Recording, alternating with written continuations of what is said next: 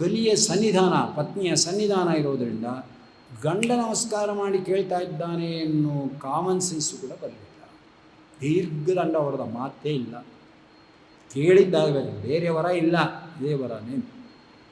ಚೀರ ವಾಪಸ್ ಮಾಡಿ, ಯಾರು ರಾಮದೇವರ ತಾಯಿನೋ ಅವ್ರ ಮನೆಗೆ ತೊಗೊಂಡೋಗಿ ನನ್ನ ಹಾಕ್ಬಿಡಿ ಅಷ್ಟೇ.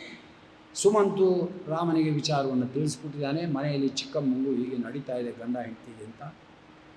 ಭರತ ಊರಲ್ಲಿಲ್ಲ, ಇದ್ದಿದ್ರೇನು ಕೊಂದೇ ಬಿಡ್ತಿದ್ನೋ. ಬಂದಮೇಲೆ ಅದೇ ಮಾಡ್ತಾನೆ, ಆಯ್ತಾ, ಬಂದ ಮೇಲೆ ಅದೇ ಮಾಡ್ತಾನೆ. ಆದರೆ ರಾಮನ ಮೇಲೆ ಪ್ರೇಮ ಮಾಡಲ್ಲ ಅನ್ನಕ್ಕೆ ನಿನ್ನ ತಂಟೆಗೆ ಬರಲ್ಲ ಅಂದ. ಇದೆಲ್ಲ ಯಾರಿಂದ ಆಯಿತು ಅಂದ. ಪಕ್ಕದಲ್ಲಿ ನೋಡ್ದ, ಮುಕ್ತಿ ಆಗಬೇಕಲ್ಲ ಅವಳಿಗೆ. ಒಂದು ಒದ್ದ, ಎಲ್ಲೋಗಿ ಬಿದ್ದಲೋ ಗೊತ್ತಿಲ್ಲ. ಗೌರಿ ದೇವರಿಗೆ ಹೇಳ್ತಾನೆ, ಮಂತ್ರ ಎಲ್ಲೋದ್ಲು ಗೊತ್ತಿಲ್ಲ ಸೇವತಿ, ಮೋಕ್ಷ ಕೊಟ್ಟೋಗಿದ್ದಾಳೆ. ಒಂದು ಜಾಡ್ಸ್ ಒದ್ದ, ಎಲ್ಲೋದ್ಲು ಅನ್ನೋದು ಗೊತ್ತು. ಇಷ್ಟು ಕತೆ ಗೌರಮ್ಮನಿಗೆ ರುದ್ರದೇವರು ಹೇಳಿದರು.